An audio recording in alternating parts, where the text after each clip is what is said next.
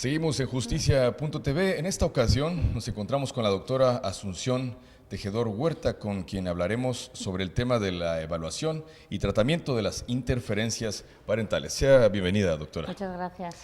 Para empezar, doctora, explíquenos, por favor, ¿qué son las interferencias parentales? Bueno, es lo que es el proceso que se produce, bueno, la propia palabra lo dice, interferencias. Claro. Es decir, cuando alguno de los progenitores, tras un proceso de separación o divorcio, sí, lo que hace es influir en los hijos de una manera negativa para que los hijos al final rechacen o rehúsen ir con el otro progenitor. ¿Cuál es el origen de esta conducta que también podemos llamar alienación parental? También, ¿Y qué mueve a la persona a provocar esta conducta? La verdad es que hay muchas motivaciones. Sí. Hay veces que encontramos quizás progenitores que tienen un sentimiento quizás de dependencia, sí, de inseguridad por el cariño de los hijos, entonces piensa que al separarse como que va a perder el cariño o esa parte mientras están con el otro progenitor, y de una forma quizás inconsciente, sí, a veces, pues pueden iniciar este proceso de intentar que los hijos pasen más tiempo con esta persona, que estén con él o ella. Y otras motivaciones a veces sí, que lo hacen quizás de forma ya consciente, sí, cuando hay una motivación de rabia, sí, claro, porque ha habido una infidelidad, por ejemplo, yeah, o porque no ha superado quizás el proceso del divorcio, que es una decepción muy grande de lo que era el vamos a convivir, esto es como para sí, toda la vida, y de pronto eso no ha funcionado. Y entonces hay personas que lo llevan muy mal. Y entonces la rabia, el odio, la venganza, sí, sobre todo si la otra pareja o uno mismo encuentra una nueva pareja. Entonces es como decir, la familia parece que se amplía, y entonces si estoy bien ahora con mi pareja, pues la otra pues sobra, y entonces claro, le intentamos apartar. Exacto.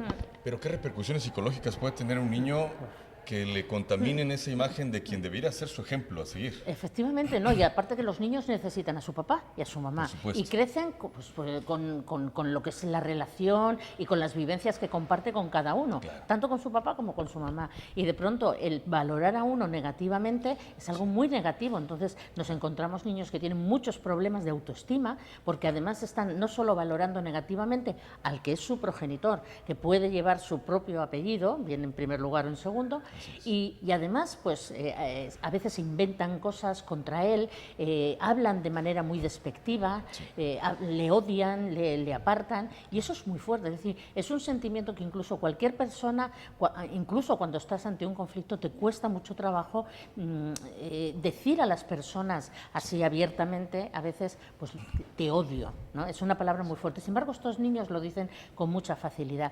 ¿Cuáles son los problemas? Bueno, muchos. A veces tienen problemas de depresión, suelen tener muchos problemas de crisis de ansiedad, de angustia, y bueno, a veces se sienten culpables también. Y lo peor es cuando son un poquito mayores y se dan cuenta de que han sido utilizados o manipulados, y entonces a veces se vuelven en contra del que les ha provocado o el que les ha influido. Pero lo peor de todo en este proceso es que se produce lo que llamamos dentro de la psicología una falsa memoria, sí, porque a los niños les inducen a pensar que han estado en peligro, que el otro progenitor les ha golpeado, sí, o que les ha hecho daño, o que ha abusado de ellos, o que ha sido negligente. Entonces casi todo es contra ellos, es decir, todo lo que ha hecho ese progenitor, sí, es hacia los menores, y en ellos se crea una falsa memoria, porque hay veces que te lo están contando y están reaccionando emocionalmente, sí, con crisis de angustia por algo que no han vivido. Exacto. Creo que un poco nos responde a la siguiente pregunta. Creo que por eso es importante privilegiar el interés superior del menor encima de los conflictos de los padres. Por supuesto, pero en cualquier intervención en la claro, que haya menores, y no solamente psicológico, sino legal, el bienestar del menor está por encima. El problema es que estos propios progenitores, cuando están en este conflicto parental, sí, que hay veces no solamente uno, que a veces son los dos los que entran en ese conflicto, se olvidan de las necesidades de sus hijos, claro, y son ellos mismos de decir, pongo a mis hijos por delante, sí, pero no para protegerlos, los estoy poniendo por delante porque los pongo de arma, claro, y no se dan cuenta a veces del daño que les causan, aunque con el tiempo se tienen que dar cuenta porque los niños reaccionan. Claro, claro. Sí. Doctora, estamos conscientes y ante la alta incidencia de divorcios que existen actualmente, ¿qué elementos deben de proveer los padres en la educación de unos niños que sufren la separación de su familia? Hombre, lo principal es que verdaderamente se dieran cuenta de que ellos se separan como pareja, pero no como padres. Eso es para toda la vida. O sea, una es madre y el padre es padre para toda la vida. Sí. Entonces, a no ser de que haya unas circunstancias que son muy especiales y que obligue quizás a apartarlos. Pero en general es para toda la vida. Entonces, el conflicto parental, ¿por qué tiene que influir en los niños? Sí. Y a veces sí que puede influir si ha habido, por ejemplo, algún tipo de violencia y demás, que han podido observar. Y sí, que les puede influir, pero aunque les influya y aunque ellos puedan tener un concepto negativo del progenitor, no hace falta que el otro lo aumente, lo magnifique y lo refuerce. Claro. Efectivamente. Y uno de los aspectos más importantes es que los padres tendrían que darse cuenta de eso, de lo que a los hijos les supone el hablarles mal del otro, el no permitirles pasarlo bien con el otro progenitor, el no permitirles hablar del otro progenitor. Hay niños que cuando están en casa del papá o la mamá no pueden nombrar a su madre o su padre, no pueden llevar ningún regalo, incluso hasta la ropa, les hacen creer incluso que están mal vestidos y que la ropa está rota, que está mal, cuando luego la ves y dices, y esta ropa está en buenas condiciones, pero los niños ya la ven. Es un problema verdaderamente tremendo lo que se hace. Claro, si los padres se dieran cuenta de esto, dirían, bueno, vamos a seguir siendo padres, a ver cómo lo hacemos. No siempre puede ser repartido al 50%, pero los niños necesitan tener al uno y al otro, y con flexibilidad, porque los niños crecen. Así es. Hace un momento nos hablaba de infidelidad. ¿Cómo debe enfrentar una madre que su pareja le fue infiel para otorgarle a su hijo o a su hija esa imagen buena, correcta de su padre cuando tiene ese conflicto interno? Claro. Hombre, puede ser difícil. La infidelidad puede venir por ambos lados. Sí, claro. No solo por parte de la madre, sino también por parte del padre. Entonces, el hecho es decir, bueno, nos vamos a separar, pero los niños necesitan saber que ha sido por una infidelidad. Sí. Puede ser que un adolescente lo sepa, pero lo aceptan de otra manera. El que lo sufre es la pareja. Por la decepción, porque confiaba en mi pareja y ahora me ha engañado. Pero es un problema mío, no de mis hijos. A mis hijos no les ha sustituido por otros hijos, sino que a mí me ha podido sustituir por otra persona. Entonces, eso, un progenitor tiene que saber separar. Es decir, yo puedo tener un problema muy grave, incluso de depresión o cualquier otro tipo, ¿y qué hacemos siempre? Incluso los matrimonios intactos. Intentamos preservar a nuestros hijos, que no sufran. Entonces, ¿por qué cuando nos separamos ya no les tenemos que preservar? Incluso se lo voy a contar yo. Tu padre se ha ido porque ha encontrado a otra. Claro.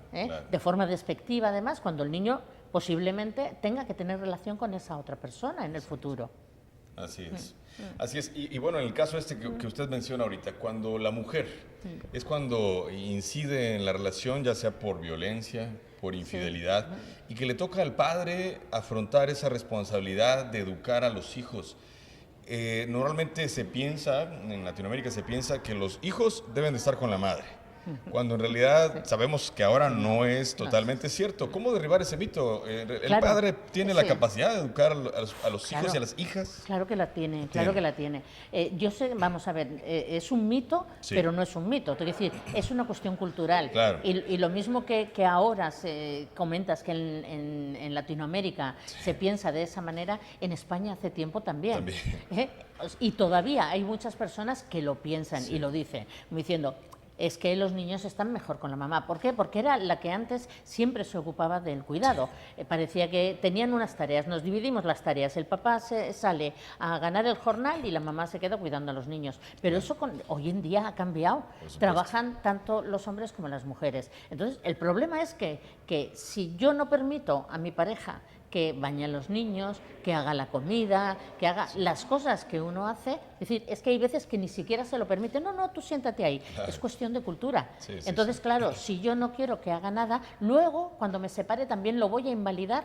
A lo mejor nunca lo ha hecho, pero cuando se separan, a lo mejor, si no cocinabas, pues ahora vas a tener que aprender. Si no limpiabas, también vas a tener que hacerlo ahora. Entonces, es una cuestión de que yo sé que hay mucha gente que piensa eso, pero no es verdad. Cada vez más hombres que llevan a los niños al colegio, que les dan el biberón. Vamos, lo único que no pueden hacer es darles de mamar, porque no pueden cuando los niños son muy pequeños. Pero yo he visto sentencias en casos de que había bebés, que el juez ha obligado a la madre a sacarse la leche, guardarla, porque esa leche se puede guardar y congelar, la guarda y luego dársela al padre para que él pudiera darle los biberones en el tiempo. ¿Por qué? Pues porque si la madre se saca la leche porque ella tiene que ir a trabajar y se lo deja a la abuela, ¿por qué no se la va a sacar y se la va a dar al padre? Claro. Es decir, es que cuando uno no quiere, pone todos los impedimentos posibles. Y un hombre y una mujer pueden hacer cualquier cosa con respecto a la crianza de sus hijos exactamente igual.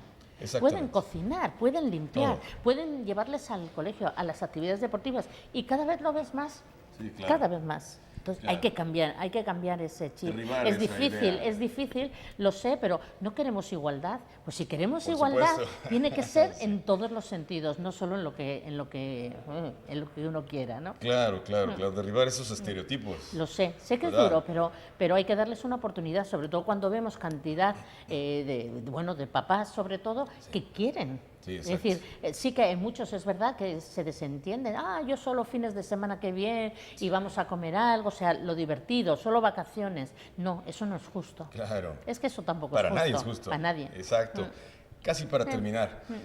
¿Cómo intervienen o cómo influyen las otras figuras familiares? Los abuelos, los tíos, los primos, en el fortalecimiento de esa alienación parental. Pues la mayor parte de las veces nos encontramos, lógico, los abuelos por cada lado apoyan a los hijos.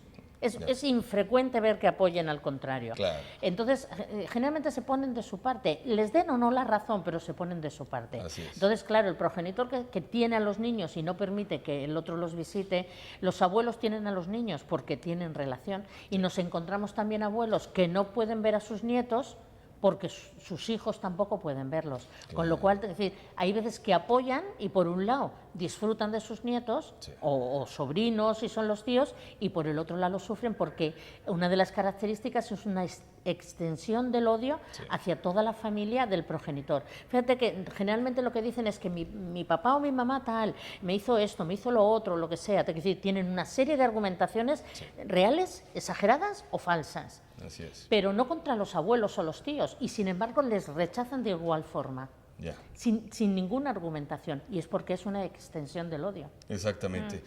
¿Son las interferencias parentales más privativas de ciertos países o es algo universal? Bueno, casi universal diría, excepto, vamos a pensar en los países árabes. Claro. Allí, vamos a ver, claro, la posición que tiene la mujer es que ni siquiera, es decir, si tuviera la osadía de separarse, seguramente ni siquiera socialmente la hablarían, y por supuesto los hijos los pierde. Pero bueno, eso pasa ahora en los países árabes, pero vamos, en el siglo XIX, cuando una mujer se quería separar, los hijos eran para el padre. O sea, que tampoco hace tanto tiempo, pero sí que es bastante internacional. Yo he visto casos, porque compañeros, y como trabajamos también, y en Europa, tenemos un grupo internacional, no solo de Europa, sino también internacional. Entonces hay compañeros de Rusia, de Israel, de cualquier país de Europa, de cualquier país de Latinoamérica, quizás no todos, pero la mayor parte sí, donde se da estos casos de interferencia parental o alienación parental, como queramos llamarlo. Y además coinciden los comportamientos como si hubieran estado de acuerdo, como si hubieran leído todos el mismo libro. Claro, los seres humanos somos universales. Y las culturas son tan diferentes, y dices, no es una cuestión cultural, es una cuestión psicológica, es una cuestión de venganza, de odio, de desengaño. ¿Algún mensaje final para las instituciones mexicanas, tamaulipecas, que velan por el interés superior de los niños en este tema de la alienación parental? Yo creo que no deben permitir que los niños crezcan sin un papá o sin una mamá, que hay veces que el papá o la mamá pueden tener problemas, y lo que hay que hacer es buscar ayuda para ayudarles a superar esos baches por los que pueden estar pasando, bien sean físicos, psicológicos o de cualquier tipo, porque los niños necesitan tener su papá y su mamá, y así vamos a criar a niños sanos, felices, y además unos niños con un equilibrio emocional, y será el futuro de nuestro país. Si no cuidamos a nuestros niños ahora, ¿quién los va a cuidar? Sí, claro, exactamente. Muchísimas gracias, doctora Asunción. Gracias por su tiempo. Gracias. Estuvimos con la doctora Asunción Tejedor Huerta. Muchísimas gracias. Continuamos.